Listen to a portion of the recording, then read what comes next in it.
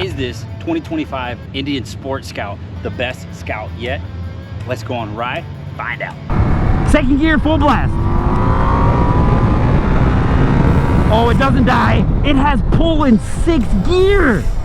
What is this thing? Oh yeah, baby, 2025 Indian Sport Scout. The new Scout, man. Whole new frame, whole new engine, a little bit of suspension redesign, a little radiator shrinkage, bunch of little stuff changing here and there. And we all know the first time around when I got to ride this bike, GoPro decided not to record any audio. So that was fun. I love the 2024 Scout when I went around. This is a whole new design. If you guys want to check out the 2024 review, click on somewhere in this screen area.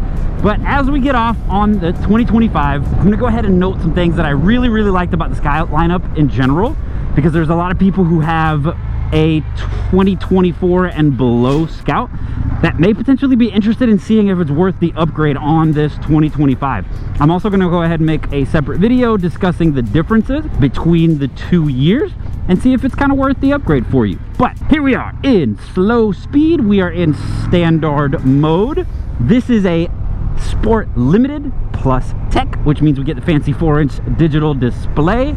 There is grass. Let's not get ourselves yeeted off of this motorcycle. Digital display has all the fancy stuff, GPS, traction control, all the monitoring of the engine. It still shows you speed, gear indicator as you're there.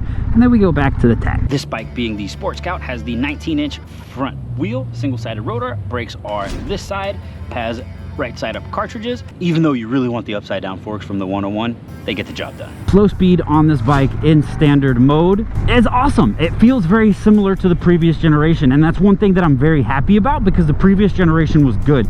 The throttle has a lot of weight and resistance to it, which I love. These throttle by wires do not mimic the feel of a cable throttle, but this is probably the closest feel I've gotten to a traditional cable throttle from a sensor. That spring is actually really tight, it's smooth, it's progressive. The more you give it throttle, the more resistance that the throttle seems to have.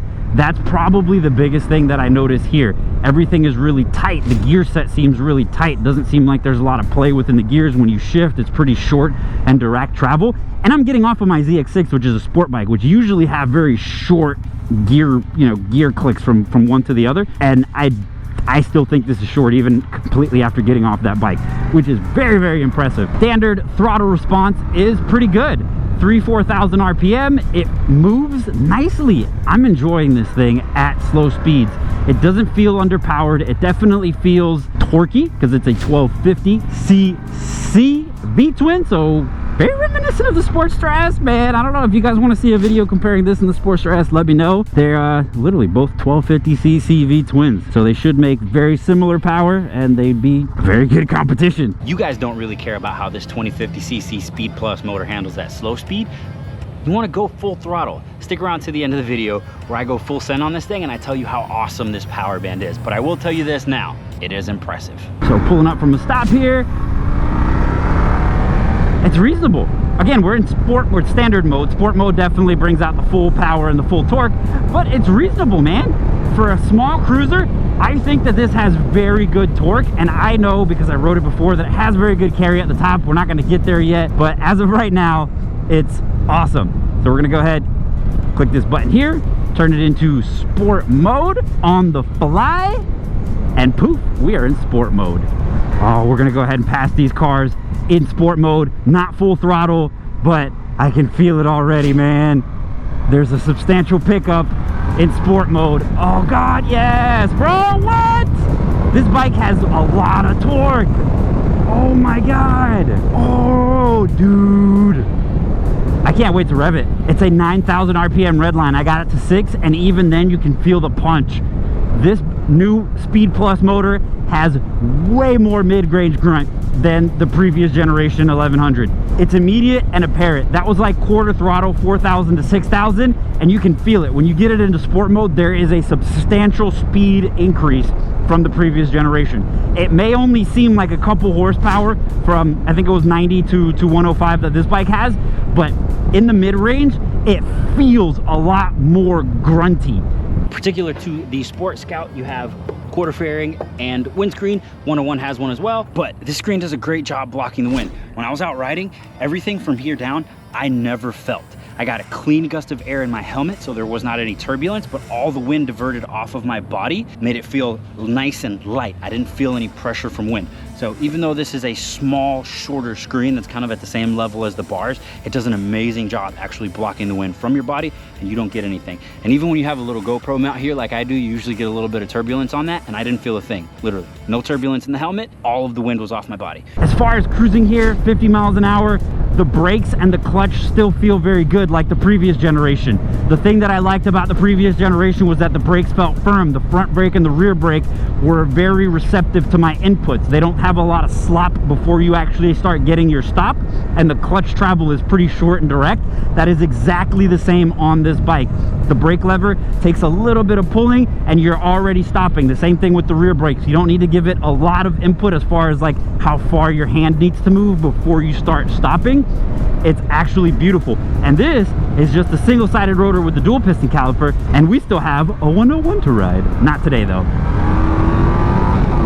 Oh dude, this thing, whoa, yeah. When you give it throttle in the mid-range, and that was probably about like 40% throttle, you can feel the bike sitting back. You can feel yourself getting pushed back in the seat. The other bike, the previous generation Scout, was fast and you could accelerate, but you didn't feel it as much in your butt that you were actually accelerating into the bike. This bike has pushed you back into your seat, torque and power, and I haven't even gone full throttle yet. Damn! And while we're up here, we gotta talk about this headlight. All new for the 2025 model year, LED headlight. High and low beams. Previous generations did have LED turns, but now this is LED all the way around. This is a good bike.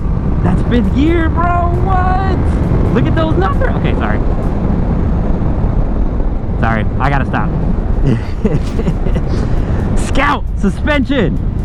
This is the Sport Scout, so it has a 3-inch shock in the back. I don't know what the front travel is, but I'll go ahead and put it down below. It is very similar to the previous generation when it comes to actual ride quality. Being a smaller cruiser, it doesn't have the most cushy plush suspension, but it is very reasonable and comfortable. This bike will not upset you on a longer ride. The fact that this particular bike is called the Sport Scout is fitting to the level of suspension. It has a stiffer suspension than what you would consider to be a longer, softer traditional cruiser. It's a little bit more sporty. When you hit it in the turns, you do not feel give in the suspension. You feel like it holds its line, which lends itself to the Sport name. Yet it's still a cruiser, so it is actually very comfortable. And I'll talk a little bit more about the suspension in the other section that's very bumpy over there. But overall, it is firm enough to keep you confident in the leans. It doesn't feel sloppy. It's nice and tight, but it has enough travel to be rather cushy. As I'm sitting here next to this 2025 Indian Scout, I really did forget to tell you guys something. Click that subscribe button. Thank you. This section right here, we're gonna talk about this beautiful, beautiful 4-inch ride command screen that you get on the Plus Tech package. Different from the Limited. Those have the same screen as the previous year, but Tech. Touchscreen, glove compatible. I have invisible gloves on, so we're not going to talk about that. But literally touchscreen, you got 2 different actual screens that will, you know what? Flap. Cruise control set at 45, so I have my right hand, so I'll show you guys cruise control. Ride command screen, 4-inch digital display, glove friendly. I have invisible gloves on, so you guys know. Flip it up and down, you have 2 different screens that actually show you how fast you're going, gear indicator, and obviously revs.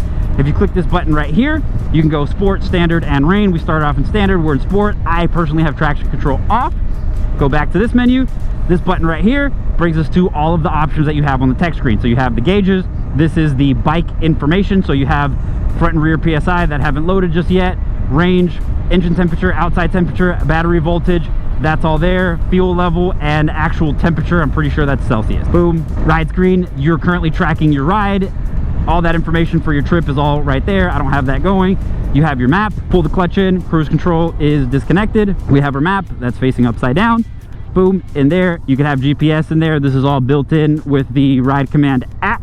Music. Obviously, this doesn't have speakers, but if you connect to your phone to this via Bluetooth and or USB, which is on the side over there, you can use these buttons to control all that, and then you have your phone connection right here. So pretty much all of the standard tech is in this ride command screen. If you guys are interested in seeing a lot more detailed breakdown of the tech features on this bike, stick around toward the end of the video where I have Das kind of break everything down and go in a little bit more detail than what I can, because he knows his stuff. So suspension, this part of the road is actually really gravelly, and you can always feel a little teeny bit of vibration as you go through this section. To be honest, I didn't feel it too much while I was back there, and I don't feel it too much right here. So all of those little gravelly bumps, the suspension does a very good job of absorbing. And power!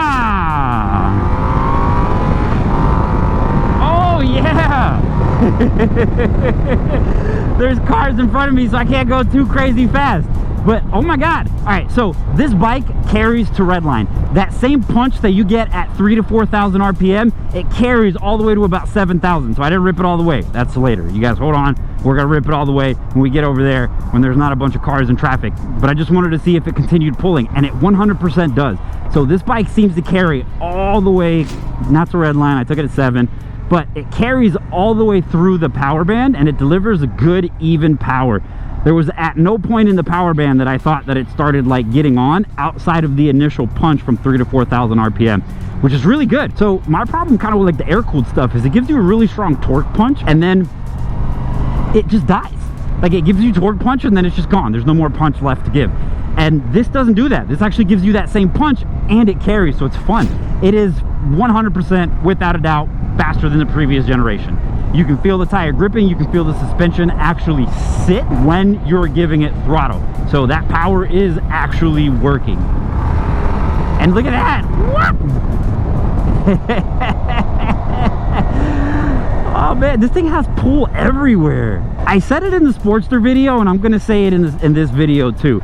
Sport bikes, or sport e-bikes like the Nakeds and the smaller mid-weight cruisers, those bikes are getting slower and cruisers are getting faster. I will put this up against any of those middleweight cruisers like your 660s and your R7s and all that kind of stuff in a race, and I think this is faster. This has more torque for sure. And the crazy thing is like this is more comfortable. Yes, it doesn't give you the sport position, but it gives you the power.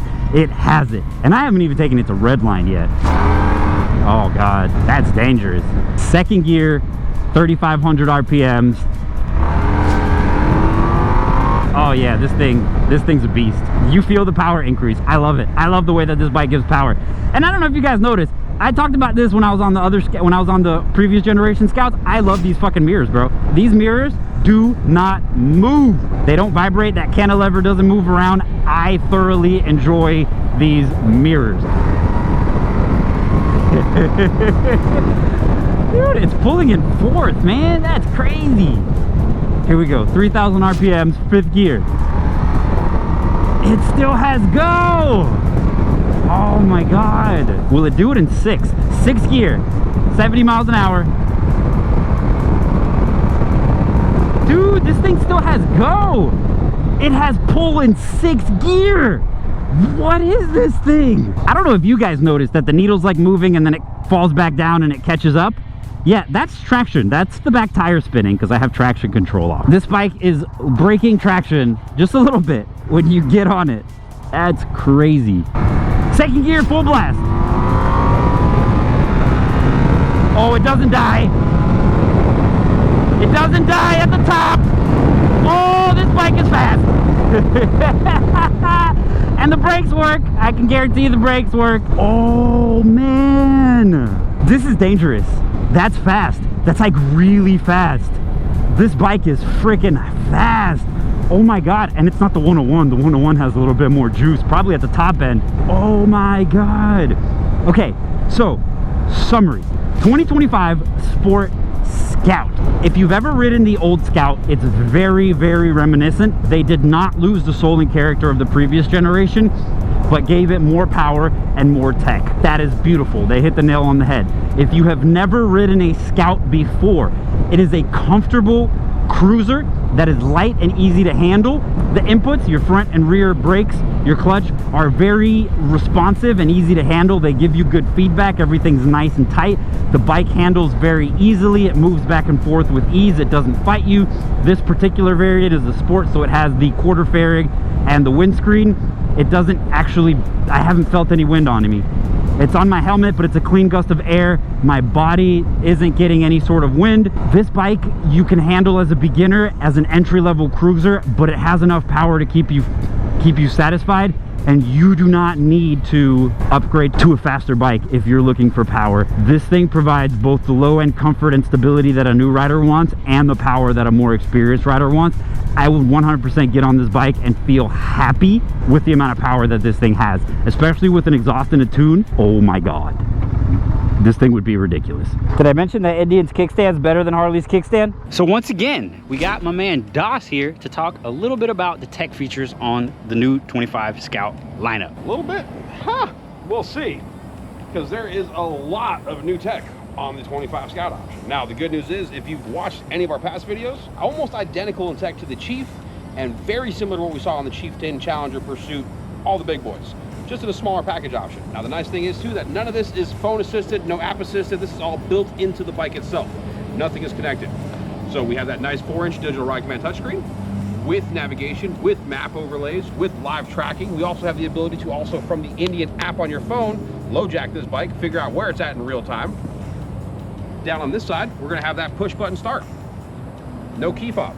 So with that, we're also gonna have the master pin backup system. So we have a master pin and a user's pin that can be set at any time to also start this bike up in addition to the key fob itself. So if you lose your key fob, battery goes dead, guess what? You can still get home safely every time. Fuel gauge, we have options for heated grips accessories. They're gonna come out with more electronical. That's why we have our little blanks right here. So that's gonna be one of them for the heated grips. The other one, they haven't let me know yet. I'm excited to see. Maybe some locking bags, hard locks in the future, who knows? It's definitely doable. But this right here is the heart of everything Indian. I'm sure Kevin saw this on the ride, but we've got quite a few little screen options in here. So this is our simple screen. This is our complex screen. Shows us dang near everything we're gonna know on a ride. We have the ability to hot swap through screens while staying in the riding position from our trigger switch right over here. So using that trigger, we can go from our simple screen to our bike information screen, which is gonna show us our fuel information as well as our economy. This is resettable, so you can go ahead and, make sure it learns you.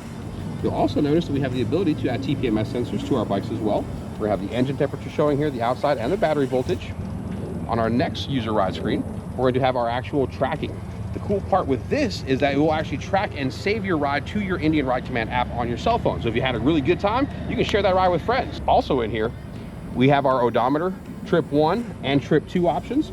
We can fully reset them by holding it down and keep track of our own stuff. From our ride screen, we're gonna go right to our GPS. GPS is gonna have a bunch of cool options in here. Most importantly though, is the ability to zoom in and out, just like we're used to on our cell phones. This is all glove compatible, though I'm not wearing gloves right now. Trust me, if you wore them, you'd be fine. He has the invisible glove mod too. Sold. Coming up to our top here is where we're gonna see all of our different options here. So we have our rides and places, our map layers, and our import export. So for instance, our map layers, we have the ability to turn on traffic and weather. So in real time, just like on the big boys, we get those green, yellows, and reds to show exactly that everything is nice and clear. Look at that. We can ride all the way around Florida, and we are not gonna hit any traffic right now. That's not normally the case. Also from here, you get the ability to search all your different options, man. So gas stations, recents, homes, lodging, whatever, it's in this fucking bike. Because guess what? This bike has internet. So you can search simple things like Walmart, McDonald's. I don't need your whole address. I just need the fucking name of the place. Let's go. 'Cause I'm hungry. So for instance, let's do it. Indian dealerships, even the best one. Because right in here, we've got whole shot Indian motorcycle, #1, don't you forget it. And boom, let's go ahead and save that favorite so we can get back here later. On our next screen, guys, we're gonna have the actual phone and Bluetooth stuff. Now, I don't know if it's gonna jump in because there is no phone currently connected. It goes right back to the main ride screen. Now, had we had that phone connected here, it'd look at this guy. So we can add our devices in here, and we can add a helmet and a phone. So that way, from the ride, we can actually hear, answer calls, do everything right in real time. So we'll see all of our text messages come on the screen here, all of our phone calls coming in, and we'll have the ability to listen to everything. So as you can kind of see here, it's picking up something in the parking lot in one of my golf carts, which is actually turned on right now. With our music screen, because we have our phone and our headset connected now, we have the ability to listen to either a Bluetooth source or a USB source. USB being on the side of the plug here. It's also a quick charge port if you're not wanting to use any music or anything like that. Plug your phone in, let it ride, let it charge. But on here, we also have our volume information. So just like using our multi-position toggle right here, we can now volume up and down to get everything we need to without leaving that safe riding position. So though I'm touching this screen, you can literally do everything I'm doing right now while ever leaving this position right here. Super simple. And if that's not super simple, you come see me, I'll make it super simple. From there, we're gonna go right back to our user gauges, and we are back into our main mix. I know, a lot of information in there. And really, I haven't even touched about what's in the backside of this thing. A lot of cool features. Follow me for the next one. You guys don't need all that detail. He'll get into it though if you do. All right, so there you got it. 2025 Indian Sport Scout. Let me know your thoughts on this. Do you like this bike? If you own a Scout, would you upgrade? Comment below. And always remember, get out and ride. Doesn't matter what you ride, get on twos.